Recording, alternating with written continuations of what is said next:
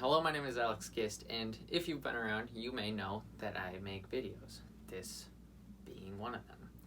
And the funny thing about making videos is sometimes you make one and it's bad. This is how I feel about a video I made just over a year ago now, which was titled with the question, why do I hate ski films? Now, other than the fact that I am an angsty teen and therefore hate everything, I stated that most ski films were too, proud of their skiing to really tell a story and instead opted for a feature-length montage full of their biggest hits and best lines. This is what embarrassed me most from that video.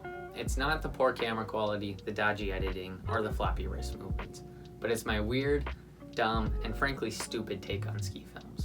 In fact, this take is so bonky that I feel the need to update my opinions just so people don't think I'm an idiot. With all that said, it's time for a Redux.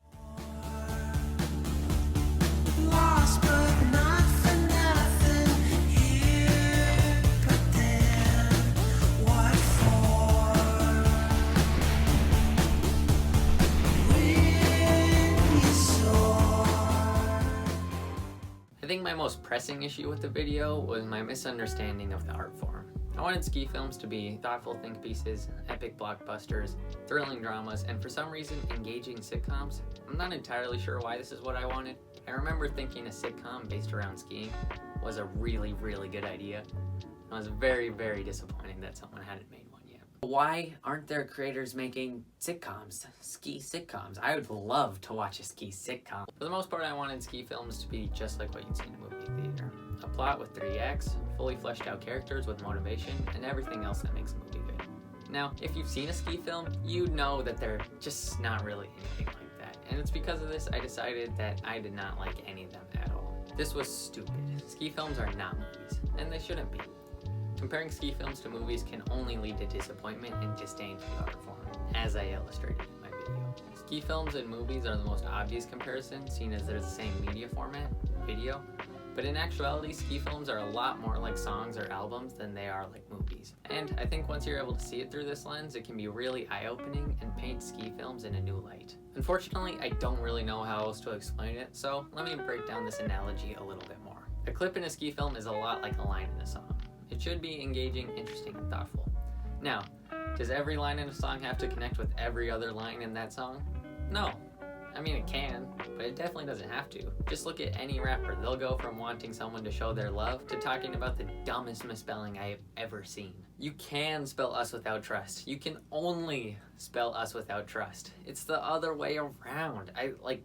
This is why I think I would be a fantastic rapper. I know that us fits into trust, but trust cannot fit into us. Joey doesn't get it, but I do. Anyways, the point I'm trying to make here is that, like a song, not every clip in a ski film has to connect or correlate with one another. It can be equally beneficial if they all connect or if they don't. And it's really just up to the artist to decide what kind of ski film they want to make. I think it's fair to say that most ski films opt to make it so that there's not a lot of correlation between clips. And for a long time, this really bothered me. That kind of correlation and the continuity it brings is something you expect to see in a movie. And to not see that in a ski film, especially when you're comparing ski films to movies, can be really jarring and off-putting, as it was for me. I guess the point I'm trying to make is don't think of ski films as movies, but instead, maybe their own special thing. Or, if it helps, think of them as kind of a song or album.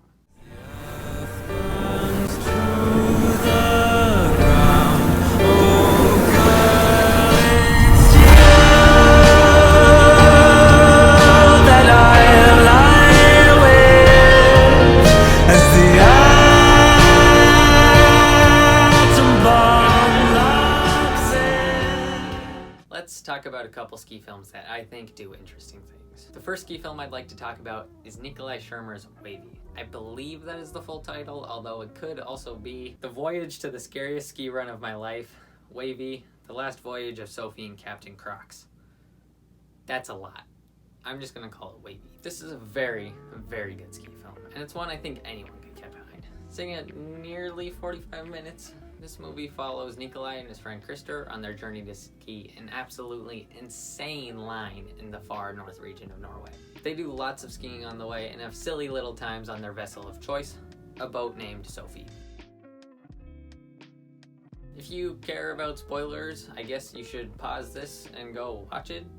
There is a link to it in the description. Anyways, this movie kills. It is so good. It takes a very documentary-esque approach to the whole thing, and the flexibility that provides is really beneficial to the story they chose to tell. This film really comes together with the amount of footage they were able to get, and I was constantly amazed by how they were able to change the narrative with each roadblock they encountered. The film deals with characters redefining their boundaries as they get older and become less willing to put their lives on the lines in hopes of returning to their loved ones at home. Yeah.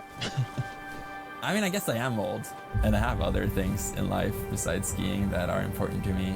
I mean, I love it, for sure, but I was just not prepared to risk living or riding this one mountain. Now, this comes to an emotional climax when Nikolai narrowly escapes an avalanche while chasing one of the sickest lines they would have ever skied in Norway. I thought this was all really well put together, and I enjoyed how they were able to capture the dangers of skiing and its real-world consequences while also showing some really sick stuff. I mean, the skiing in this movie is just incredible.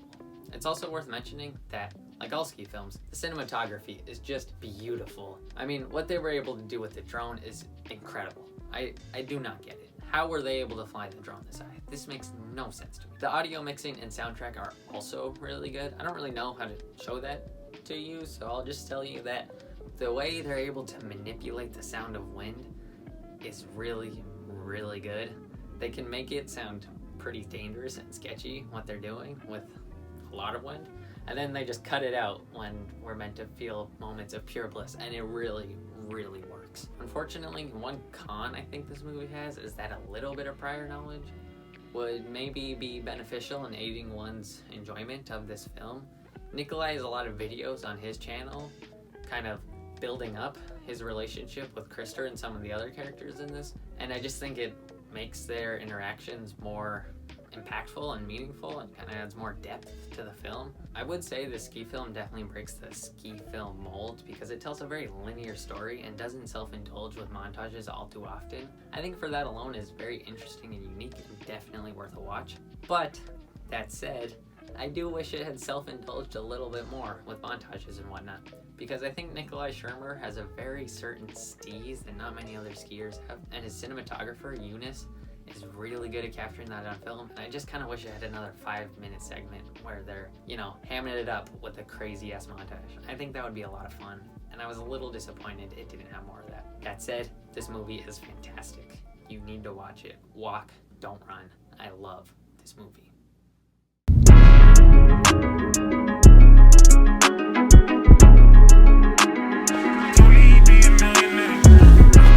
From under the bottom, my nigga, them people ain't really gonna like this. I got Ducati and cash in my drawer and a Honda Accord on my right wrist. Niggas that say they happy you score, I pray that they something you might miss. He got it for the end of The next film I want to talk about is Jonah Williams' Life and Stuff. It's a small film that came out just last March, and I will be spoiling it oh so very soon, so yeah. Link in description, of course. I love this film. Probably more than I should, because it's far from perfect. From its constant aspect ratio changes to its uncomfortably long shots and him just kind of standing around, this film has a lot of issues. The start of this thing should be so clean, but the pacing is kind of thrown off by this shot of him moving weirdly fast. It should also be noted that some of the cuts can be jarring and some of the shots are weirdly framed. Yet, despite all this, I love this film so much because you know what? Life's not perfect, and this film reminds you of that in the most pleasant of ways. Every issue this film has can be written off by the title. Life and Stuff. For instance, you have these odd urban clips.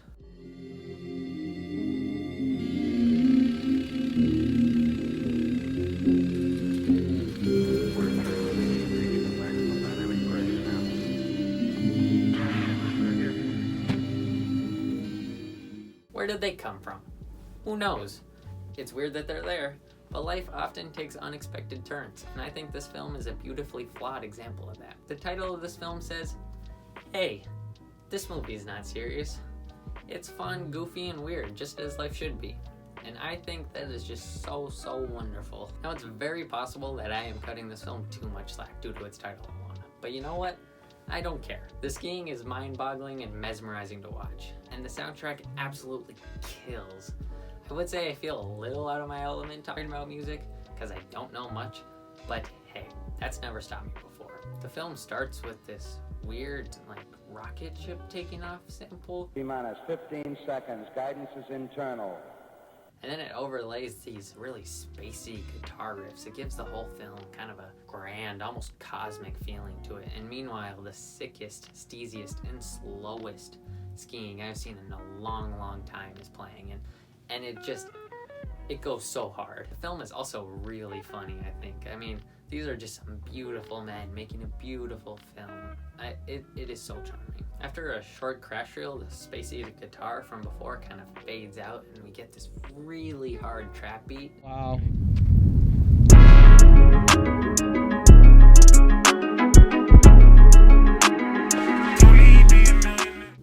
It is so good. The slow style edit from before switches to a fast-paced montage and it contrasts so well. It's just beautiful. And fortunately enough, the fast-paced edit doesn't overstay its welcome, as I feel like they so often do in ski films like this. It is so well done how they switch from slow to fast. I cannot believe it. Another thing this film did really well was shoot in a huge variety of locations. I mean, they just went everywhere. So often ski films will just kind of use the same couple park jumps or a jump they built in the backcountry, and it gets really tedious, especially if it's all filmed from the same location. But Jonah does not do this at all. They must have gone to an unbelievable, unimaginable amount of locations. I mean, they are everywhere. At one point it looks like they're in Japan, and then it looks like they're deep in the Rockies. I cannot believe how many places they filmed. They did such a good job with locations. If it's not plainly obvious, I love this film. Jonah just did such a wonderful job. He's an amazing skier, and whoever filmed this did a good job. I don't know. It's incredible.